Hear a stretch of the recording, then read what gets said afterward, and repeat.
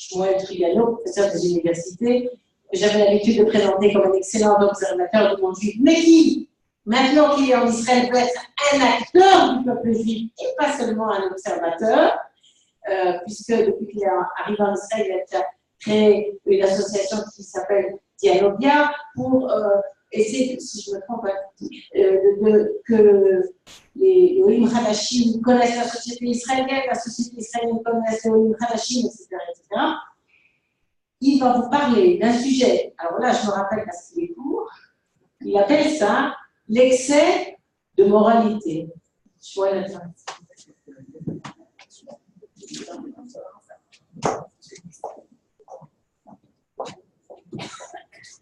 Merci beaucoup.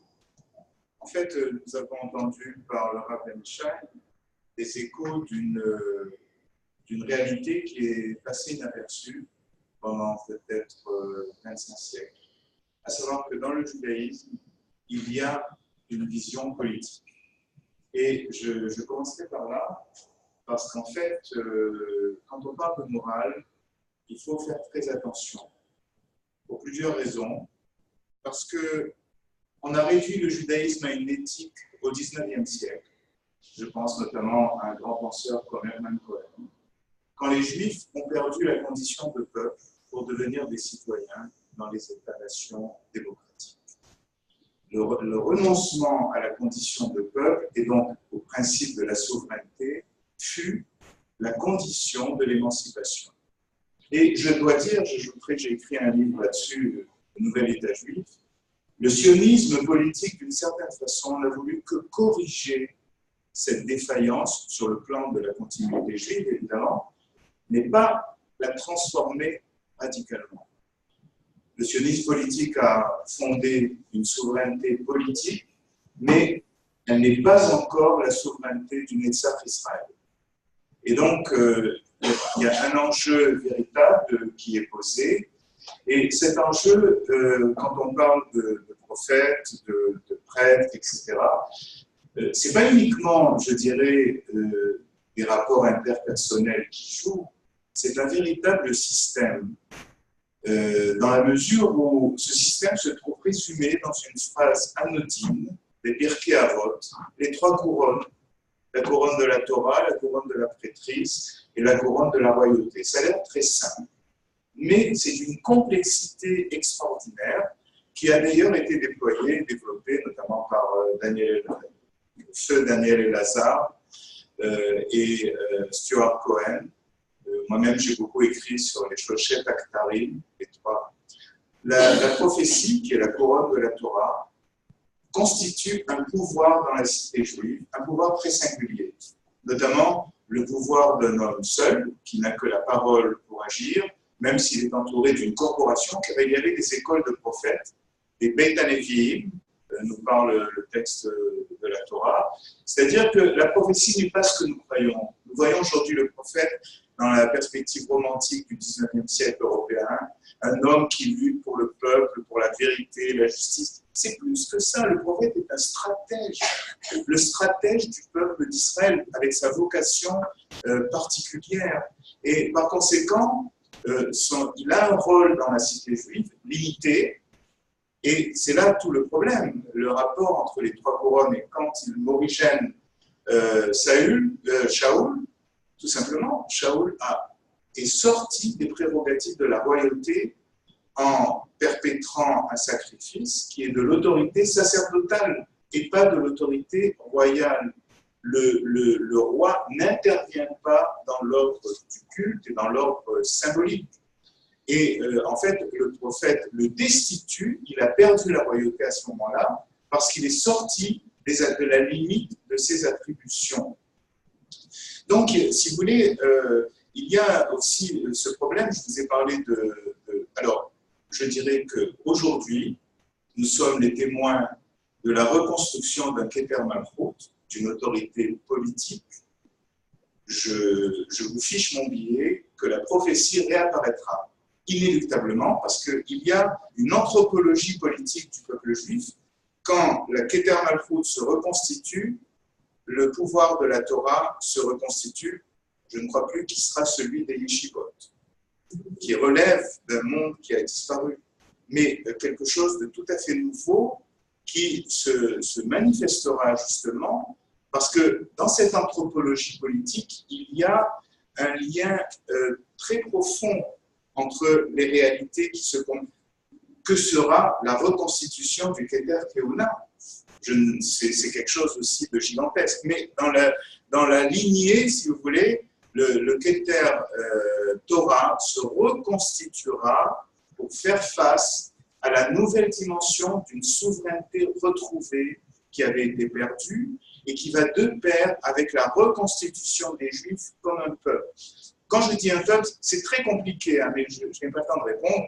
J'ai écrit un livre qui s'appelle Politique du peuple juif, qui parle de ça. Or, la morale, justement, j'ai évoqué Hermann Cohen, on pourrait évoquer Lévinas dans la foulée, mais si vous voulez, je ne peux m'empêcher de remarquer sociologiquement que lorsque les Juifs cessent d'être un peuple souverain, ils définissent le judaïsme comme une éthique désincarnée, une éthique pure et simple. Pas du tout, pas du tout. Et ce que je voudrais montrer, c'est que justement, c'est pas comme cela que les choses se produisent dans la réalité aujourd'hui. S'il y a une centralité de l'éthique, oui, mais attention, dans un cadre politique, l'éthique n'engloutit pas la dimension de la souveraineté, de la politique et de la réalité concrète, si vous voulez. Or, c'est le danger de la philosophie juive moderne, de la lignée d'Hermann Cohen, justement, de réduire tout le judaïsme, les Shoshet Aktarim, uniquement à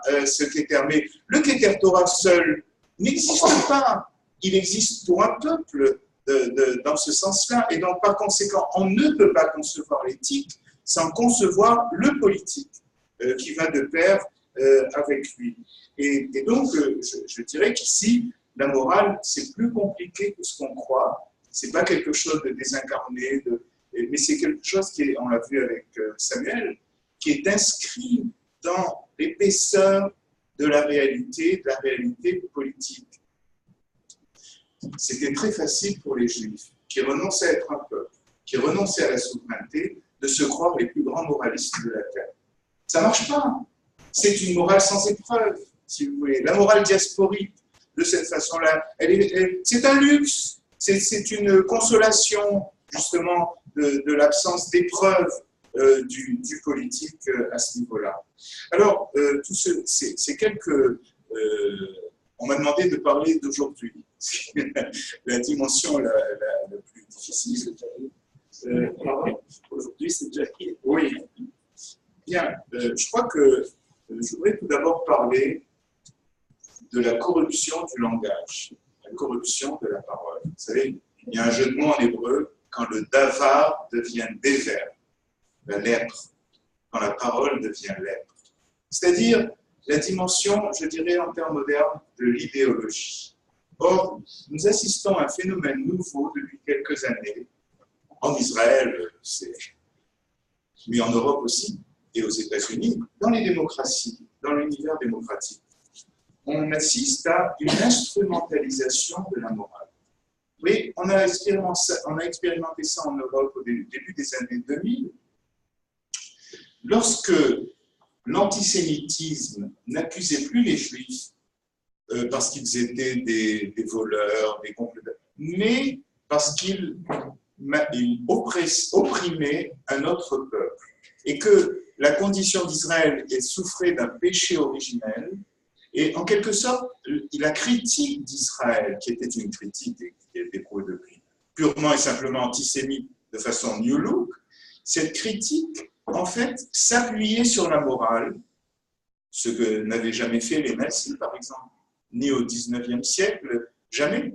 Et donc, en fait, nous avons assisté à une instrumentalisation partisane, politique, idéologique des thèmes de la moralité. Et donc, tous les acteurs politiques, soudain, sont devenus de très grands moralistes. Il y a une concurrence de leur moralisme, et les journalistes sont devenus des imprécateurs moraux. Ils parlent du haut de la chair, justement, en sortant complètement de leur rôle d'informateur. Ce sont des hommes politiques ratés. Ils n'ont pas été élus, ils ne sont pas contrôlés, ils sont là par un jeu de puissance et de pouvoir, et par conséquent, mais tout le monde parle de morale. L'autre, avec un grand A, est devenu finalement le cache-sexe du moi, du narcissisme, de la satisfaction de soi, mais aussi d'une volonté nihiliste. Parce qu'en règle générale, les grands moralistes commencent par se sacrifier eux-mêmes ou sacrifier d'autres qu'eux-mêmes pour poser la moralité. Vous trouvez ça, par exemple, dans toutes les logiques anti-sionistes ou post-sionistes venant de milieux juifs, où on a le sentiment que pour être reconnus moraux, il faille qu'ils se suicident ou qu'ils tuent d'autres juifs, en fait, qu'il les vouent à la catastrophe. Et là, il y a une véritable perversion, si vous voulez, de la morale, car la morale, y compris la morale de l'autre, n'a jamais été fondée sur la démission du moi, sur la démission, car si je ne suis pas moi, comment pourrais-je reconnaître l'autre sur ce plan-là? Ça a pris différentes formes. En Europe, c'est au niveau justement du post-colonialisme ou du soutien à l'immigration musulmane. On trouve soudain que toutes les fautes sont celles de l'Occident. Les autres sont absolument pures. En Israël, c'est évidemment le soutien de la cause palestinienne, l'appel au BDS, etc., pour être justement moraliste. Et donc, ce phénomène est inédit. Il est inédit, c'est une perversion de la morale. Il est inédit parce qu'il a pris une ampleur considérable. Il a pris la place des combats idéologiques. On n'est plus socialiste, etc. On est moraliste, on est les droits de l'homme, etc., etc. Et donc, le problème, c'est que ici, la cause morale est devenue une idéologie qui sert des intérêts partisans, des intérêts financiers, car les médias sont des aventures financières, capitalistiques, qui tirent énormément d'argent de ce qu'elles sont, ou alors aussi les ONG ont besoin de soutien, de financement, de budget, etc. Donc, en fait, ce qui est tout à fait, c'est fascinant de voir cette société d'une corruption immense s'encourager dans une morale de plus en plus grande, et évidemment, ceux qui ne satisfont pas aux critères exigés sont voués aux gémonies, comme dirait De Gaulle, c'est-à-dire en fait accusés de fascisme. C'est si simple. Bon, donc si vous voulez, il y a là, c'est-à-dire qu'en fait, le discours de la morale instrumentalisée sert à délégitimer moralement l'adversaire. Quand vous ne pensez pas comme cette Camarilla, vous êtes fasciste.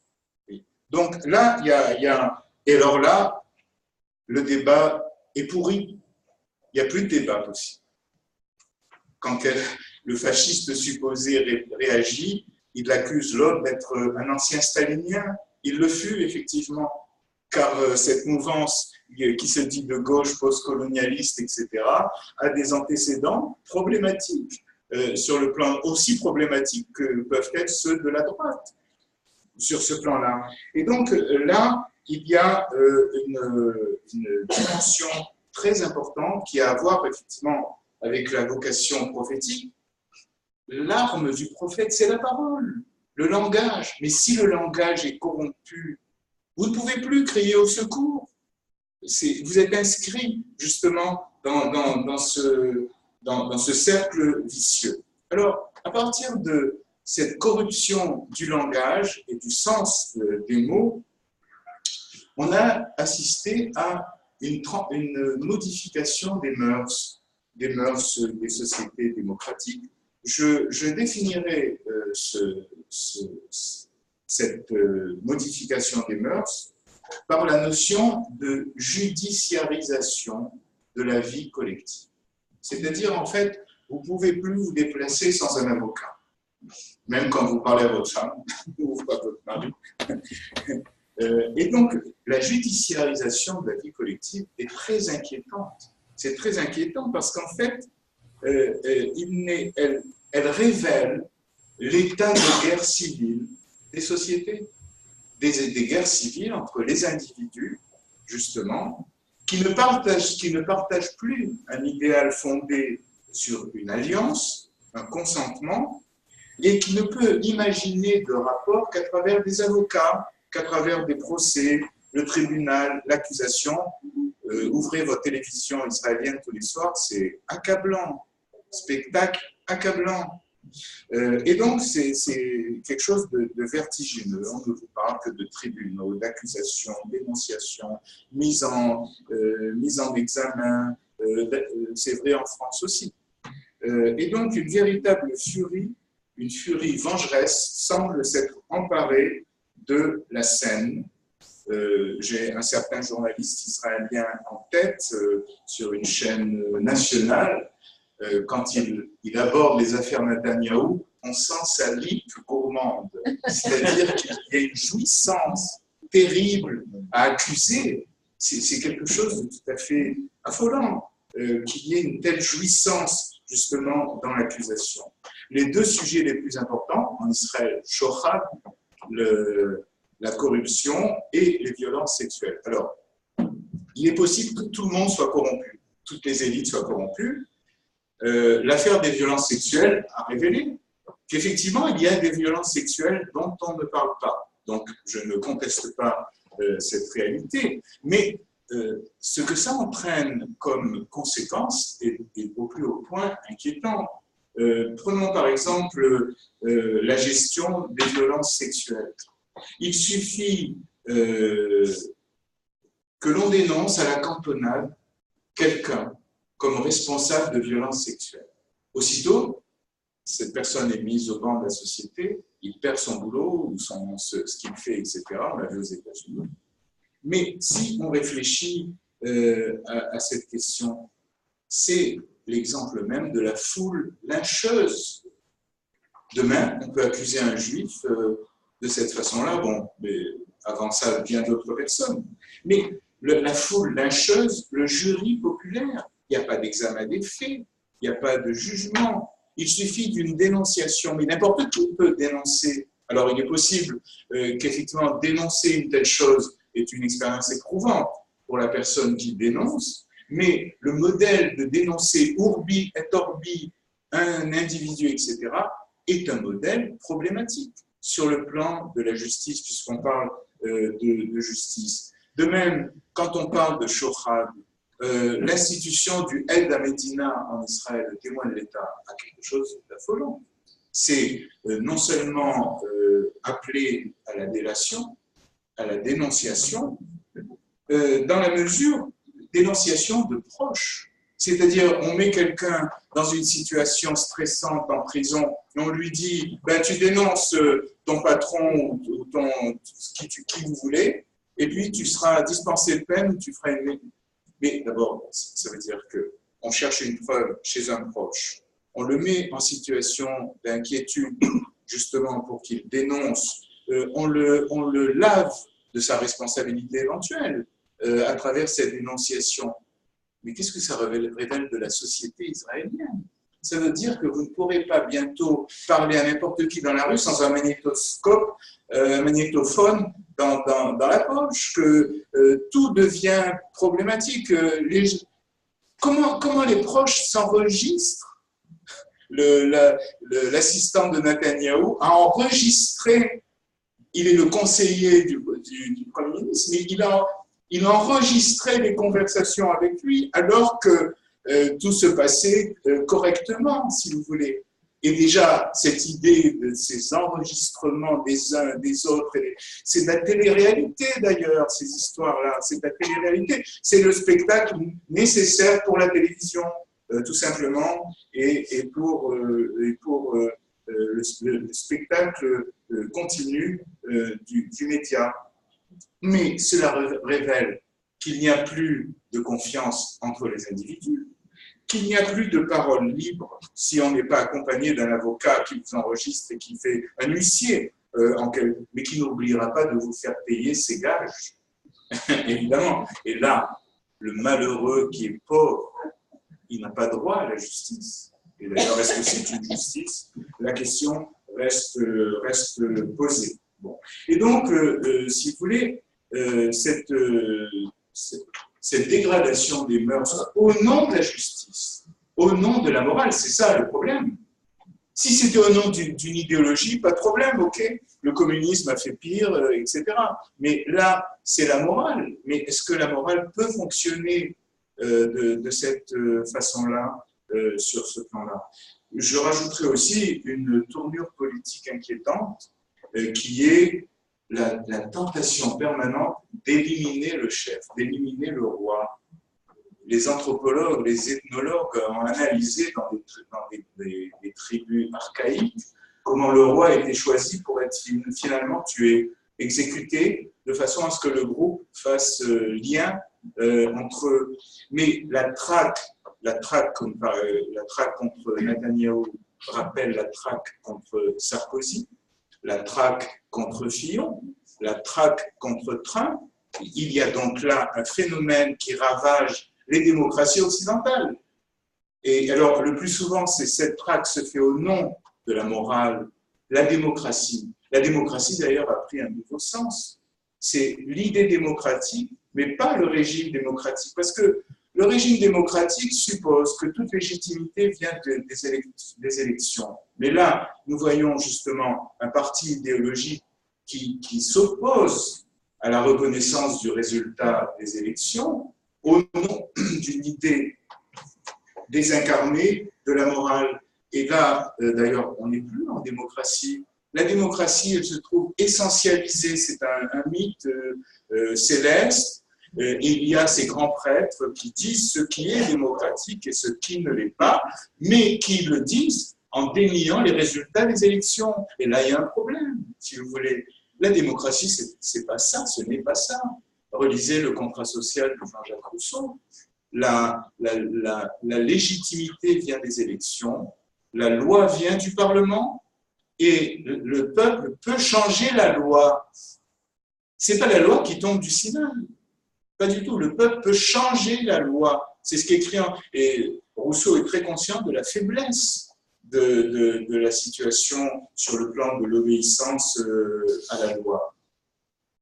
Donc, il y a, et là c'est une autre dimension, une crise de régime, une crise du régime démocratique, parce qu'en fait, vous avez tout un courant, j'ai écrit un livre sur le postmodernisme, le courant postmoderniste défend une idée de la démocratie qui n'est pas démocratique, dans le sens où la démocratie a une histoire, et elle a un régime, un équilibre des pouvoirs tout à fait particulier.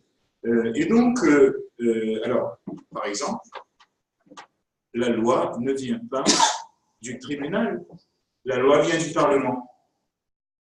La loi vient du Parlement. La Cour suprême n'a pas le droit de faire la loi. En vertu de quoi? Ses membres ne sont ni élus ni contrôlés. Ils ne sont pas démocratiques. Par contre, ils doivent veiller à l'application de la loi qui vient du Parlement. D'accord? Et il y a bien d'autres problèmes qui se posent à ce niveau-là. C'est-à-dire, nous assistons, en tout cas en Israël aussi, récemment, ces derniers temps, à l'apparition d'une ambition de la police d'incarner un pouvoir. Il y a eu récemment un discours de Roni Alcher inquiétant. Inquiétant. La police, en fait, la police comme les juges sont sous la dépendance de l'exécutif, car on ne respecterait pas le jugement des juges s'il n'y avait pas un pouvoir pour les imposer. De même, la police est ce bras armé, justement, de l'exécutif pour appliquer la loi. Mais elle n'est pas un pouvoir indépendant de l'exécutif. Or, aujourd'hui, nous voyons une coalition du juridique et du médiatique, je dirais, parce que le pouvoir médiatique est le seul pouvoir que la théorie démocratique n'a jamais pensé. Or, c'est un pouvoir capital. Le média, c'est celui qui structure mentalement une collectivité politique. Mais comment je ne dis pas que c'est facile, mais là, si vous voulez, il y a un problème. Quand vous voyez le Parlement se réduire à la scène télévisée, là, il y a un véritable... Ce n'est pas normal, ce n'est pas possible. Et puis, le malheur, c'est que la classe journalistique, elle a une doctrine idéologique qu'elle défend, justement. Elle n'est pas neutre sur ce plan-là. Donc, si vous voulez, le problème aujourd'hui est un problème d'une crise de régime où le pouvoir exécutif est pris en tenaille, on pourrait dire, comme le pouvoir législatif, des pouvoirs juridiques et des pouvoirs des médias, si vous voulez.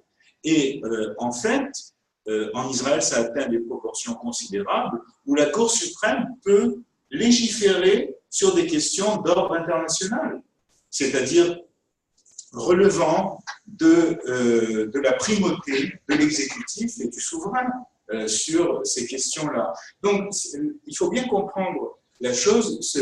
Il y a une crise de la moralité et du langage, une crise des mœurs qui se repose sur une crise institutionnelle.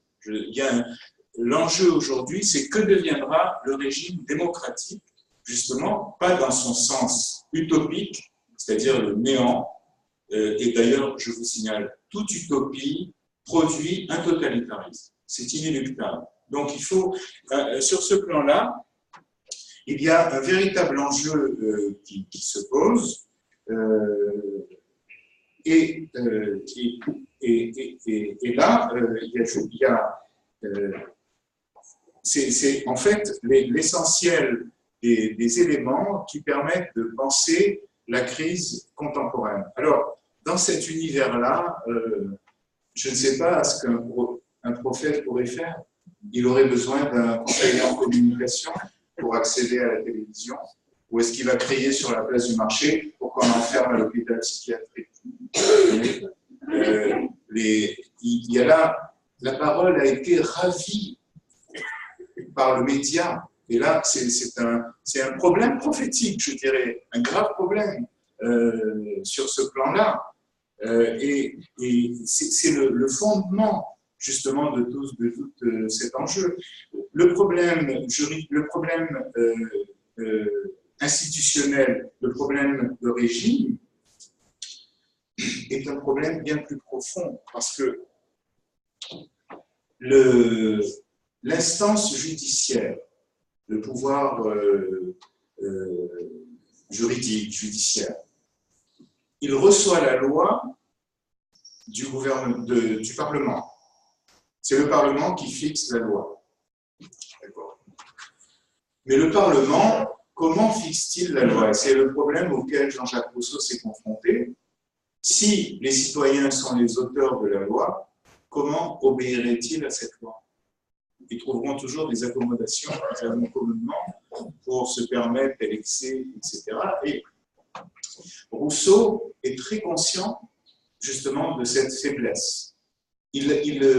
Au point que dans un chapitre du contrat social, il éprouve le besoin de dire qu'il faut une nouvelle religion, une religion civile, sous la gouverne de l'État. Mais cette religion sera calquée en tout point sur la religion classique. Immortalité de l'âme, rétribution des fautes, des péchés, etc., etc. Et pourquoi? D'abord parce qu'on n'obéit jamais mieux que sous l'effet d'une religion. C'est la seule force divine qui peut exiger des gens de se soumettre à une loi, d'accord? Mais il y a un autre problème, c'est que la loi du Parlement est une loi décérébrée, si j'ose dire. Parce que qu'est-ce qui permet de dire ce qui est bien ou ce qui est mal? Ce choix entre le bien et le mal, comment peut-il se faire dans l'exercice même du Parlement? Pour qu'il y ait une loi, il faut qu'il y ait des valeurs et des principes qui la fondent. Or, ces valeurs et ces principes ne viennent pas de la rationalité humaine. Ce n'est pas l'objet d'un choix. Et donc, dans toute loi, il y a nécessairement un appel à une sorte de transcendance. Et c'est ça que Rousseau a assez d'honnêteté morale et philosophique pour reconnaître et poser, alors qu'il imagine que la cité démocratique s'auto-fonde elle-même. C'est une auto-fondation, sans passer par une autre puissance, etc. Et donc, le véritable problème, Et justement, aujourd'hui, ce serait la faiblesse des valeurs. Regardez par exemple, quand il y a un problème qui se pose, en tout cas en France, en Israël, ce n'est pas exactement la même chose. Par exemple, je ne sais pas, l'euthanasie médicale. Bon. Qui va décider quoi? Qu'est-ce qu'on fait? Les députés sont incapables de légiférer. On nomme un comité d'éthique où on met des médecins, des professeurs, des curés, des rabbins, etc., pour qu'ils réfléchissent, ils délivrent des principes ou des valeurs qui inspireront peut-être la loi. C'est une démission du Parlement. Il reconnaît qu'il est limité, il ne peut pas dire quels sont les fondements de la loi. Alors, Rousseau imagine toutes sortes de choses, notamment ce qu'il appelle il faut qu'il y ait une figure mythique d'un législateur originel. Alors, évidemment, Moïse apparaît comme, ou Solon en Grèce, Numa à Rome, etc., comme le législateur viendrait poser les fondements des valeurs et il déguerpit. C'est ce qui arrive à Moïse. On ne sait pas où il meurt, où il est enterré. Il a donné à Israël l'homme, mais il a cessé, il ne la gère pas, si vous voulez. Donc, c'est ce qu'exige la démocratie, parce que quelqu'un qui apporterait les principes d'un loi éclairée du pouvoir, ce serait catastrophique. C'est justement le danger de Shaoul sur ce plan-là, d'outrepasser ses pouvoirs, justement, comme exécutif. Et donc, cette question des valeurs est aujourd'hui une question extrêmement sensible. C'est notamment, ça se déroule dans le cadre des notions de la politique des droits de l'homme, la question des droits de l'homme, qui demanderait à être analysée dans le fond, car là, il est question de l'homme, justement, de la définition de l'homme, c'est-à-dire tout le premier chapitre de la Genèse, toute la Genèse, si vous voulez, sur ce plan-là. Mais bon, c'est pas notre sujet. Mais enfin, au fond de tout ce délitement des modèles des sociétés démocratiques, y compris en Israël, avec une grande puissance en Israël, je trouve, beaucoup plus violent qu'en France, par exemple, eh bien, cette question est la question fondamentale. Cette question des valeurs fondatrices, cette question du fondement, justement, de l'autorité et du fondement. Alors, j'ai la faiblesse de croire qu'il y a peut-être dans l'héritage du judaïsme des forces pour penser cette question-là. Mais ça nécessite la création d'une nouvelle discipline d'études, d'un nouveau commentaire, d'une audace, mais une audace qui se mesurerait à l'audace de la reconstitution d'une souveraineté juive. C'est un phénomène cataclysmique, la reconstitution, même si c'est un petit pays, mais néanmoins, sur le plan symbolique, si vous voulez, la reconstitution d'une souveraineté juive est quelque chose de considérable. En tout cas, nous la considérons comme considérable. Il est possible et certain qu'elle est méprisée par bien d'autres, mais le fait d'ailleurs que toute la planète s'intéresse à ce qui se passe en Eretz Israël est le signe que dans l'humanité, il y a une conscience profonde pour laquelle il est évident que ce qui se trame là a une portée immense qui dépasse la petitesse de l'État d'Israël. Et en fait, l'enjeu véritable est celui-là, mais le spectacle auquel nous assistons actuellement est affligeant, il est inquiétant. Inquiétant parce que toutes ces histoires télévisées, alors que l'Iran campe à la frontière nord, ça semble ahurissant. On a perdu le sens des proportions. Ou alors les cigares de Netanyahou, les glaces à la vanille de Mme Netanyahou, etc., etc. Je veux dire que là, il y a quand même un problème. Et ce qui est le plus inquiétant, c'est sur le plan global de la démocratie, parce que la répétition de ce syndrome dans différents pays démocratiques indique quelque chose à quoi on n'a pas assez pensé, justement, parce que ce phénomène, qui est un phénomène politique, il est caché par le discours pseudo-moral, le scandale, etc. Et là, il y a quelque chose qui fait écran à la véritable question, et cette question, elle est absolument politique. Et je crois que c'est dans cette perspective-là que le prophète, il faudrait d'ailleurs ouvrir une école des prophètes plus vite, pour récupérer la stratégie politique et existentielle du peuple juif, du Netzach Israël, qui est réelle. Car les Juifs ne sont pas un troupeau comme les autres sur ce plan-là. Mais malheureusement, le leadership juif est complètement ignorant en Israël comme ailleurs, de cette dimension-là, qui est pourtant la dimension attachée à l'être d'Israël. L'hostilité envers Israël aujourd'hui, elle a une dimension profondément métaphysique et pas uniquement politique. Et pour pouvoir s'y confronter, il faut assumer cet héritage et cette réalité. Mais le prophète, en fait, vient montrer, alors là, ce serait le cas de Shmuel Hanavi, du prophète Samuel, que le juge ne suffit pas à gérer une cité. Donc, si vous voulez, le prophète et le roi, le prophète, en fait, suscite la souveraineté. Il faut un souverain politique qui ne se réduit pas à la vocation moralisatrice. La prophétie, la morale pour le prophète, il est seul. Il parle, on l'entend pas. D'accord ? Il n'a pas une armée derrière lui, ni une police, ni des militants. D'accord ? C'est clair. Et la solitude du prophète, même si elle est accompagnée d'une corporation qui existait dans l'Antiquité, cette solitude, elle est inhérente au type du pouvoir qui est le sien. Et là, c'est vrai de Moïse, dans sa vie, même quand il est dit, il y a un commentaire Altitra Valon, ne t'approche point d'ici, parce qu'ici c'est le champ de la royauté, tu n'es pas autorisé à être roi. Tu es dans ton rôle, justement, sur ce plan-là.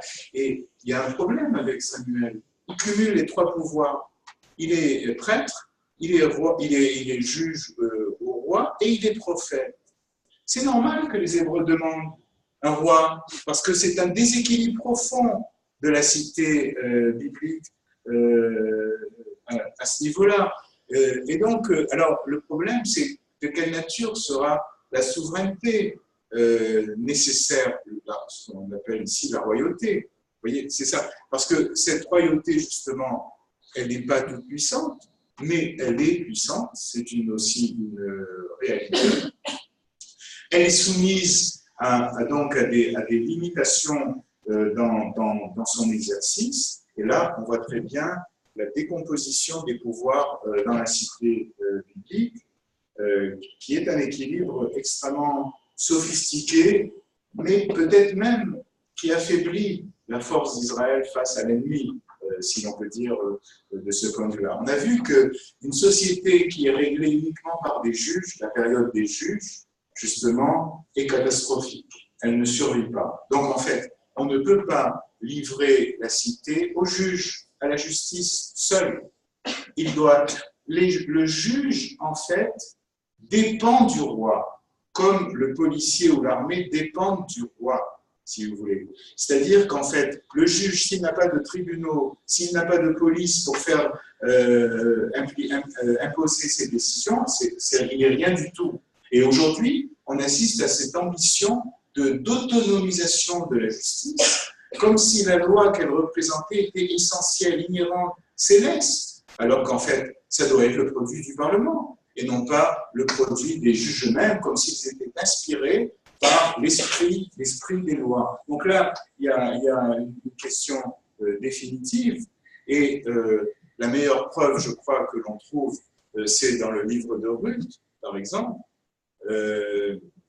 qui est le livre qui raconte l'histoire de la mère de Amalchut, la mère de la royauté, qui est la définition de Ruth.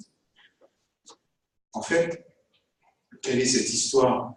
Le début du livre de Ruth est très fort. Beimei Shvot HaShoftim. Au jour, alors, au jour où jugeaient les juges, mais au jour du jugement des juges. C'est-à-dire qu'en fait, un mal frappe Bethléem, celui de la famine.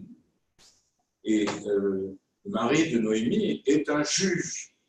Il meurt, la famille connaît des désastres, les chasses justement de Bethléem, maison du pain, donc ils n'ont pas su avoir suffisamment de grâce pour bénéficier du pain que Bethléem leur donnait, de la subsistance que Bethléem leur donnait.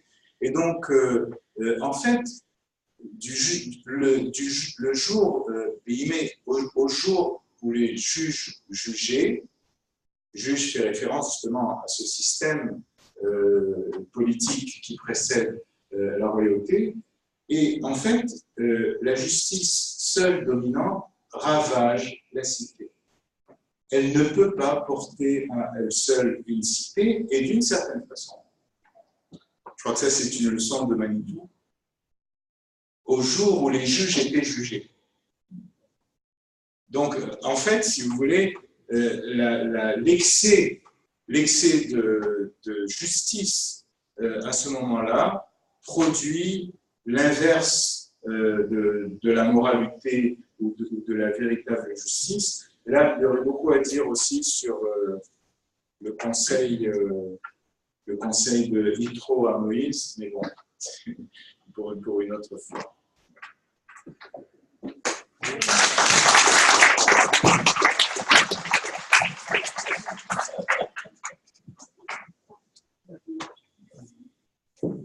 Merci beaucoup, Shmuel, d'avoir replacé les événements que nous vivons quotidiennement dans une analyse plus grande qui finalement nous ferait dire presque que la moralité, c'est d'abord d'exister en tant que peuple juif. Je voudrais savoir s'il y a des questions dans la salle. Levez-vous, présentez-vous. Finalement, le roi nomme le juge, hein, donc contrôle finalement le juge, mais c'était bien au temps du prophète, puisque lorsque le roi dérivait, le prophète intervenait.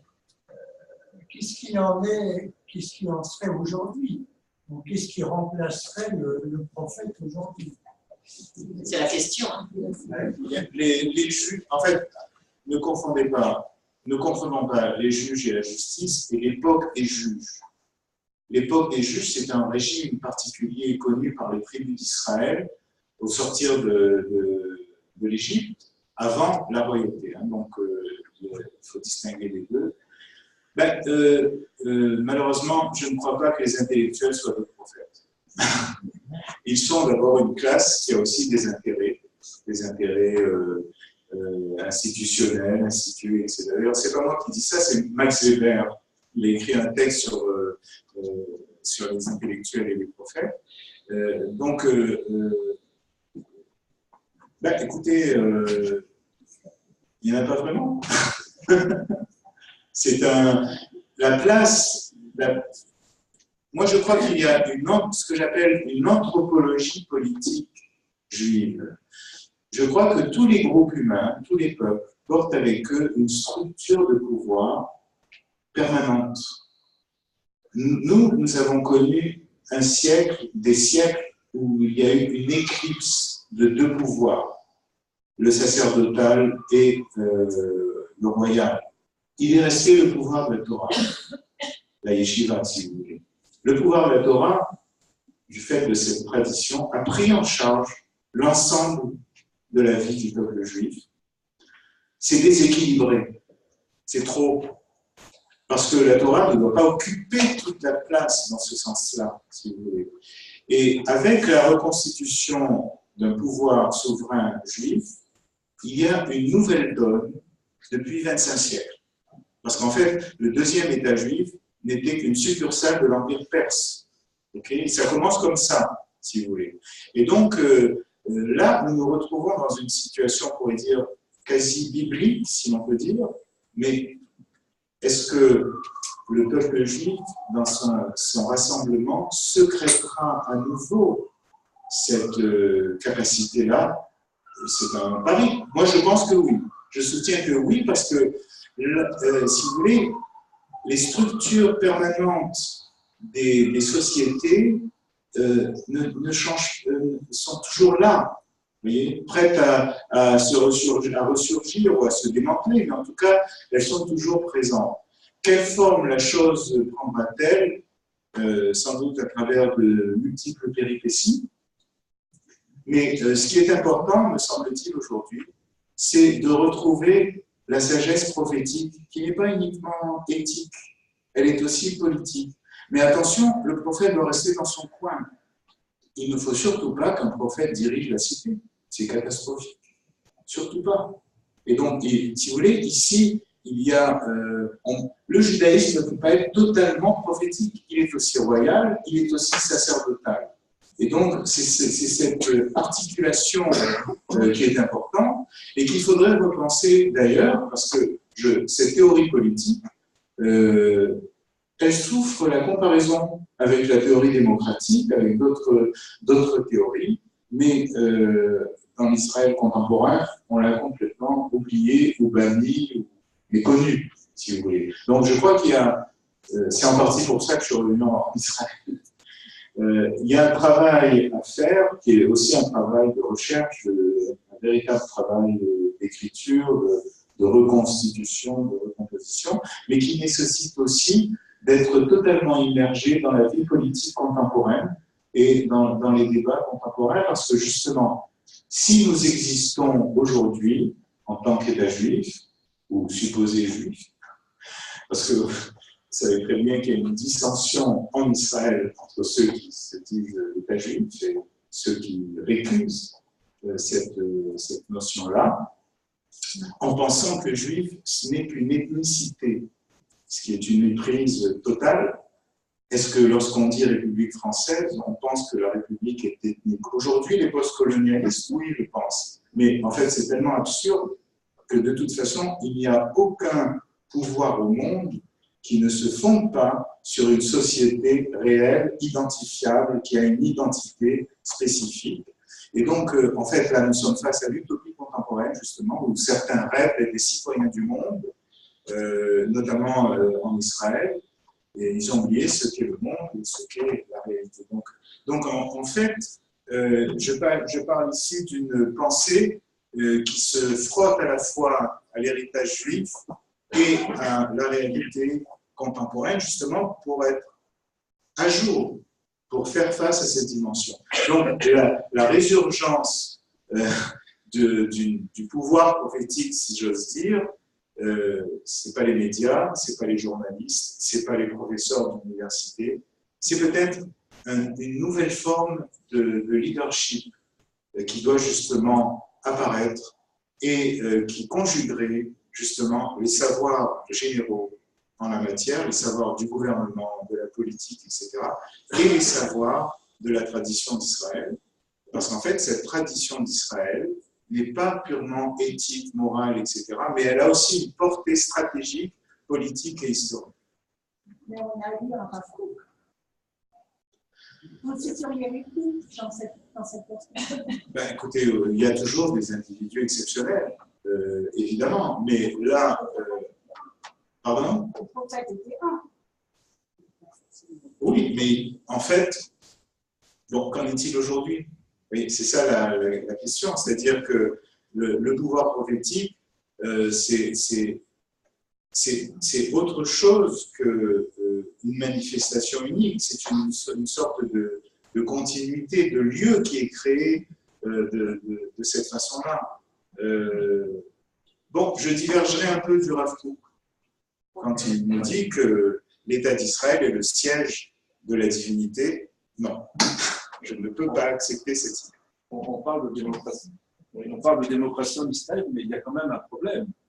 C'est que les Israéliens, leur origine, c'est soit une origine orientale où la démocratie n'existait pas, ou soit une origine occidentale, la Russie, la Pologne ou l'Allemagne, où la démocratie n'existait pas.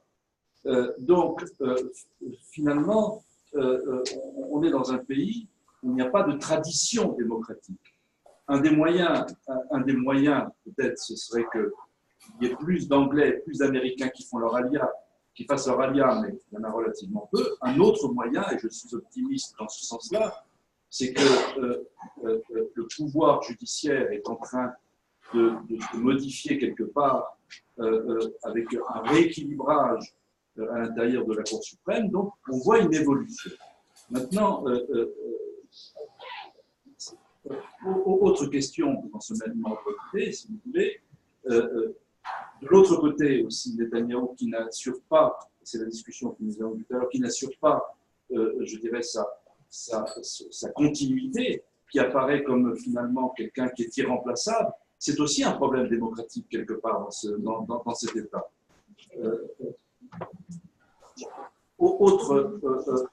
J'aurais une autre question différente, si vous voulez. Je vois qu'il y a des réactions, mais c'est bien qu'il y ait des réactions. Je pense qu'il faut qu'il y ait des réactions.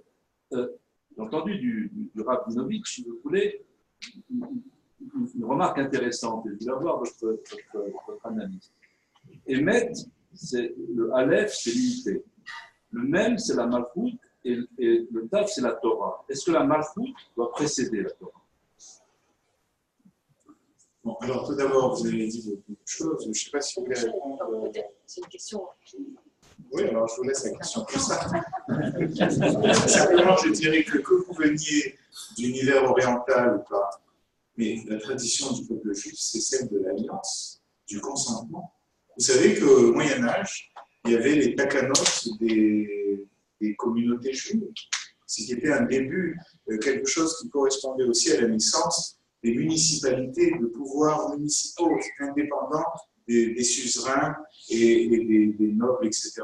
Et donc, cette idée qu'il y a une constitution, qu'il y a un accord qui est une idée fondamentalement démocratique, elle est présente dans le judaïsme de tous les pays, de Yémen, de Syrie, d'Égypte, etc., etc. Et donc, il ne faut pas négliger cette dimension-là. Mais par ailleurs, bon, si vous voulez, la démocratie, hein, comme dirait Churchill, c'est le moins pire de tous les régimes. Donc, je n'ai pas,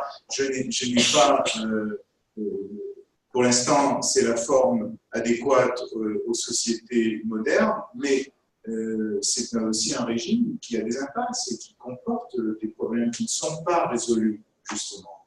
Et donc, et dont on voit justement la force de destruction. Sur est-ce que la Torah. Et la Torah, c'est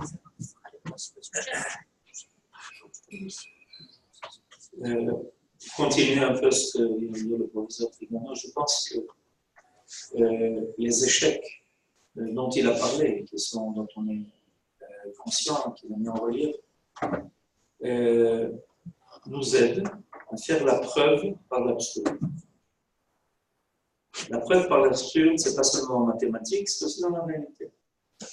C'est-à-dire qu'on a débarqué ici, il y a pas si longtemps que ça. L'État d'Israël, cette année, fête ses 70 ans. Et puis, disons que le sionisme politique a commencé à la fin du 19e siècle. Et dans un premier temps, on était un peu affolés. Qu'est-ce qu'on va faire? Comment s'organiser? On est venu de là où on est venu, et on a pensé que dans un premier temps, les nations qui avaient derrière eux un passé historique et une expérience peut-être de mener les affaires publiques, il ne nous restait plus qu'à les imiter. Alors on a pris le droit des Turcs, après qu'on a fini avec les têtes de Turcs, on est passé aux Britanniques, et pareil au niveau du régime politique. On y rentrait dans une première phase par une imitation de ce qu'on a connu chez les autres nations. Maintenant, il est clair que il y a une double raison de l'échec. La première raison de l'échec, c'est comme vient de dire le professeur Trigano à propos de la démocratie, où déjà en Europe on a vérifié que la démocratie pouvait amener un régime qui n'était pas démocratique. Donc, il faut accuser la démocratie de l'antidémocratie.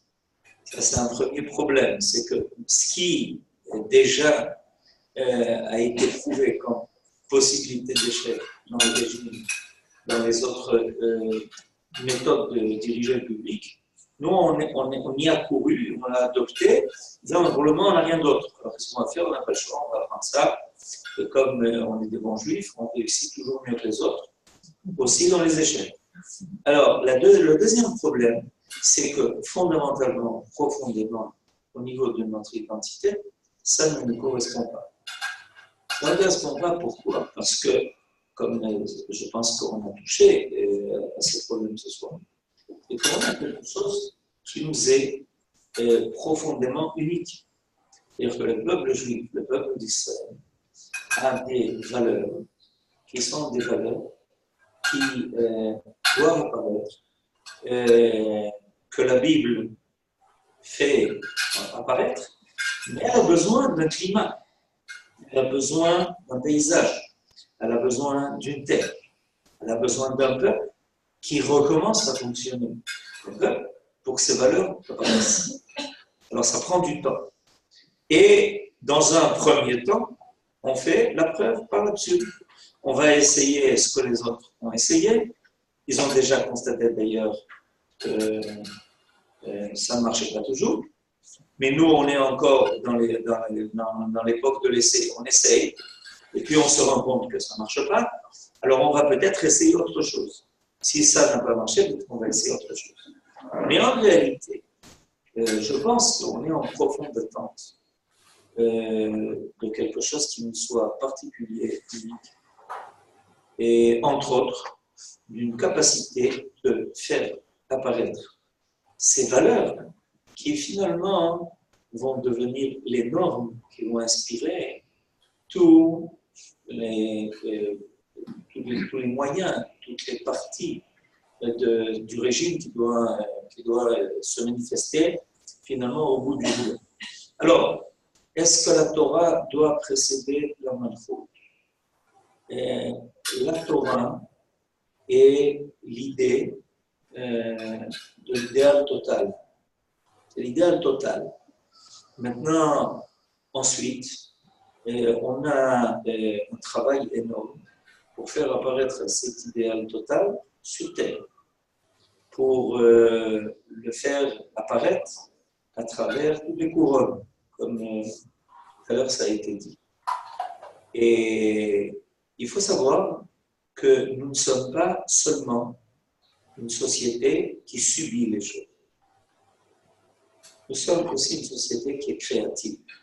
Maintenant, pendant 70 ans, on a fait remarquer combien on était créatif dans l'irrigation par petits tuyaux dans lesquels on a mis des trous. C'est extraordinaire. Qu'on était très créatif au niveau militaire, qu'on était très créatif au niveau du high-tech. Mais il faut savoir qu'on est aussi une société en développement et qu'on doit sérieusement agir, penser, prier, espérer que notre capacité créative apparaisse aussi précisément au niveau de ces valeurs qui finalement doivent amener le peuple d'Israël à un modèle qui n'a jamais existé chez les autres nations. Et un jour, les autres nations voudront s'inspirer de cela. Et je pense que si on parle de la question de la place de la Torah est quelque chose de très créatif. Et quand, par exemple, il y a des questions très difficiles qui apparaissent au niveau éthique et au niveau moral, alors tout de suite, il y a des sages, des érudits, des rabbinim, des penseurs qui vont se mettre au travail et vont commencer à chercher le sucre que nous avons reçu de cette parole divine pour trouver des réponses qui soient authentiques. Pas simplement quelques bonnes idées émises par-ci et par-là, mais des choses qui soient authentiques. Est-ce qu'on a le droit de porter atteinte à la vie d'un individu, même s'il reste une minute à vivre? C'est pas quelque chose qui doit se délibérer entre des gens qui se demandent qu'est-ce que je ferai à la place de celui qui est en train de souffrir. C'est beaucoup plus sérieux que ça. Il s'agit de parler, par exemple, de l'essence de la vie, de ce qu'est la vie de l'individu, même si elle n'est pas utilitaire. Parce que si, par exemple, tu essayes d'examiner la valeur de la vie de quelqu'un selon l'utilité qu'il est capable d'amener à la société ou d'amener à lui-même, ça peut t'amener à des conclusions qui ne sont pas du tout celles qui sont celles de la Torah. Alors, je pense que la Torah, de façon globale, est notre trésor. Ce trésor-là, comme tout le trésor, il faut le faire fructifier. Et nous ne sommes pas là seulement dans le cadre de notre retour sur notre terre, dans le paysage de la Bible, simplement pour subir les échecs, les erreurs, les essais, ce que d'autres ont pensé, mais surtout pour créer. Et je suis tout à fait d'accord, tout à fait d'accord. Il est clair que si le peuple d'Israël est en train de reconstituer son identité profonde, vraie, totale, et nationale, et plus que cela, il est clair que ce qu'est notre patrimoine, en fait, ce n'est pas notre patrimoine, la Bible, c'est nous-mêmes, c'est nous qui l'avons écrit. C'est-à-dire quoi? Nous avons vécu la Bible, et la Bible donc a été écrite de notre vécu. Il est clair que puisque le vécu d'Israël continue, la Bible continuera de s'écrire. Et si la Bible continue de s'écrire, ça veut dire que la prophétie, obligatoirement, doit réapparaître. C'est ce que j'avais dit.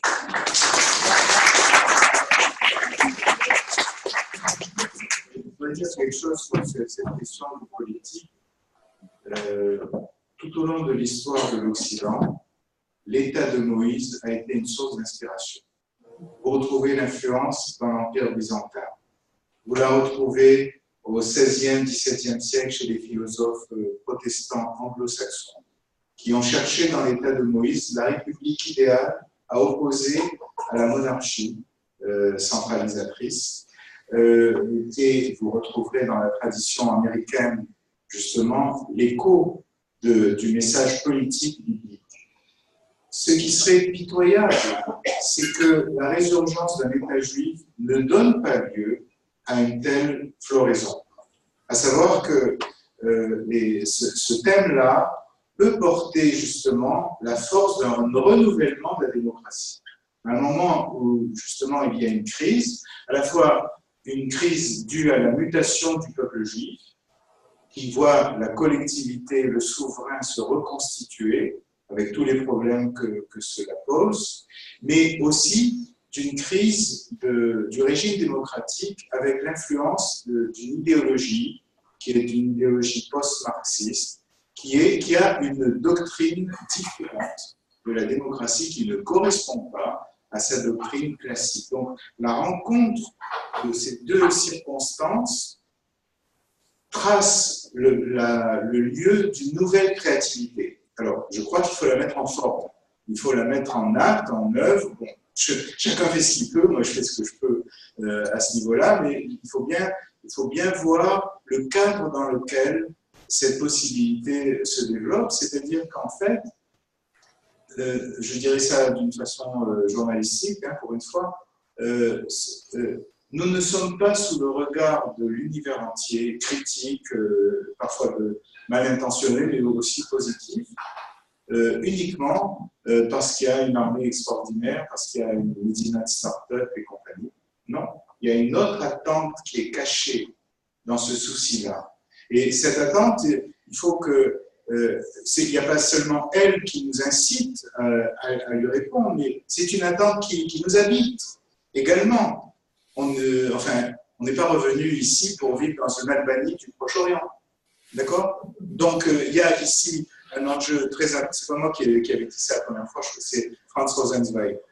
Mais de ce point de vue-là, oui, si c'est une normalisation petite, une normalisation comme les autres, ça perd son sens. Et par conséquent, il y a un enjeu de sens un enjeu de signification. Quel est le sens de la résurrection d'un État juif? Pas seulement de donner un abri aux persécutés, c'est déjà bien, mais pas seulement. Être une victime n'est pas notre vocation profonde. Nous l'avons été par la force des choses, mais on ne peut rien construire là-dessus. L'État d'Israël n'est pas un État refuge, pas du tout. C'est une création qui a une ambition considérable, justement sur le plan de sa portée. Et c'est cette audace-là qu'il faut retrouver. Bon, ça secoue peut-être le rabbinisme, le milieu rabbinique, mais oui, mais il est secoué aussi par la réalité. Et donc, il devra un jour faire face à ce niveau-là. Alors, c'est une grave mutation, très grande mutation, mais nous la vivons avec difficulté parfois, et je crois que il ne faut pas perdre le sens, justement, de cette évolution. Il faut le retrouver, justement. Et cette question du politique me semble une question très importante, cette question de l'État, du politique, du souverain. On ne peut pas dire qu'ils sont tous pourris. Vous voyez, on vient de faire un sondage dans notre association Dialogia qui s'intitule « La fracture identitaire en Israël », qui était vraiment un pays fracturé, énormément de lignes de fracture. Et les trois causes de la division sont attribuées par une majorité, d'abord au fossé droite-gauche, mais le fossé, c'est plus que différence d'opinion. Le fossé droite-gauche, les politiciens, Hatikshort, les médias. Les trois causes de division de la société israélienne, c'est-à-dire il est clairement vu ici que c'est ce qu'on appelle en France le système, les médias, la justice, le pouvoir, etc., qui est perçu comme cause de division. Et je crois que c'est un signe très important, justement, alors qu'on entend partout des discours qui nous disent qu'ils sont tous corrompus, parce que c'est un État corrompu. Mais c'est abusif, c'est n'importe quoi. C'est de la réfiloute, mais par contre, il y a une crise, effectivement. Mais cette crise, elle n'est pas là où on la croit. Elle est justement chez ceux qui dénoncent la corruption, parce qu'il y a ici une construction qui ne correspond pas à la réalité.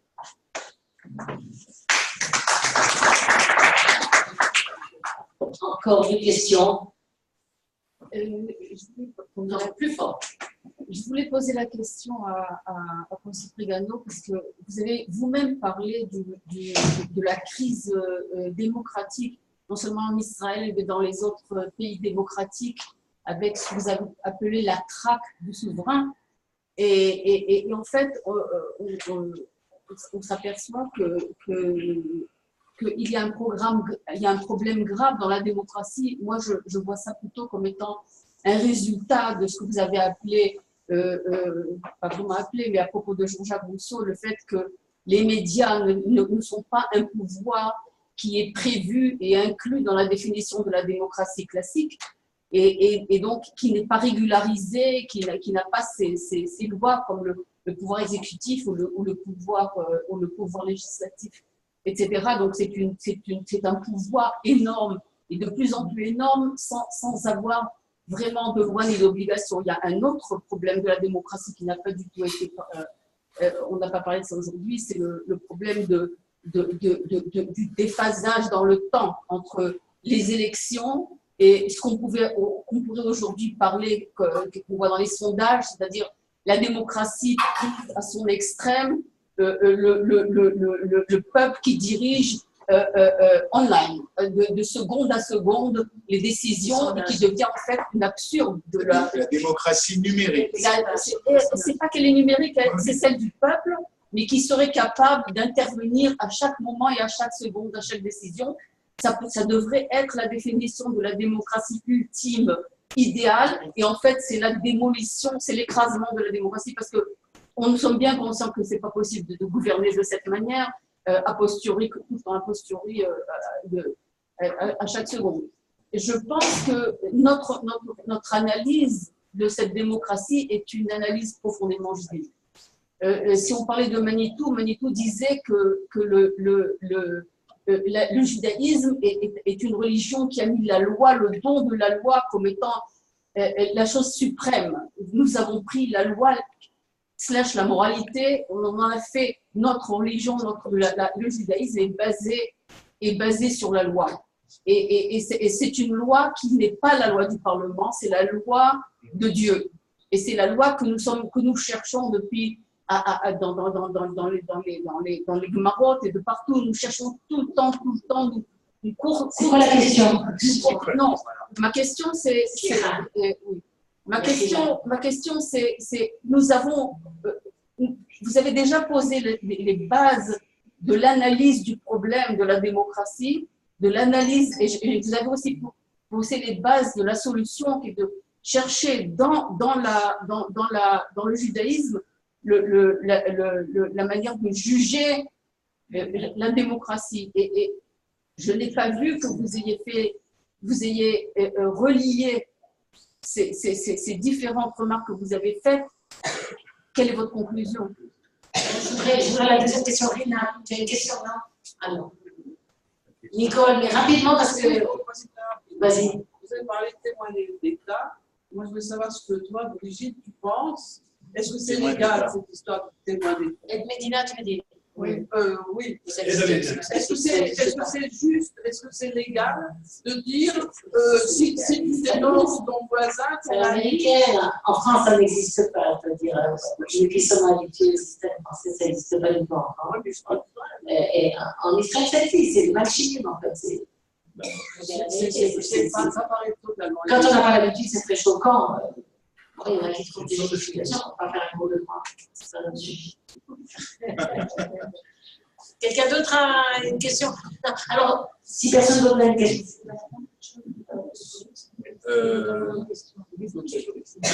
Moi, ce que je veux dire, c'est la chose suivante. Moi, je suis très contente des conclusions qui viennent d'être dites à la fois par le Rav Michel et par Choix Trigano, parce que ce sont des conclusions extrêmement optimistes. C'est quoi une conclusion optimiste? Une conclusion qui dit que nous qui sommes là, nous avons beaucoup de travail à faire et que nous sommes là pour ça et qu'il faut continuer.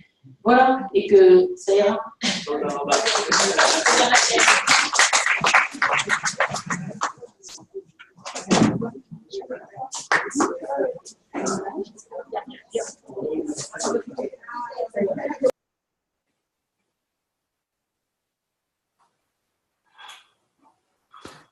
Merci à vous tous. Merci à vous tous d'avoir été présents, de nous avoir suivis. C'était en direct de l'Andrechet Yehuda, qui enseigne Manitou. Tous les cours sont sur un site qui s'appelle fr. tous les soirs.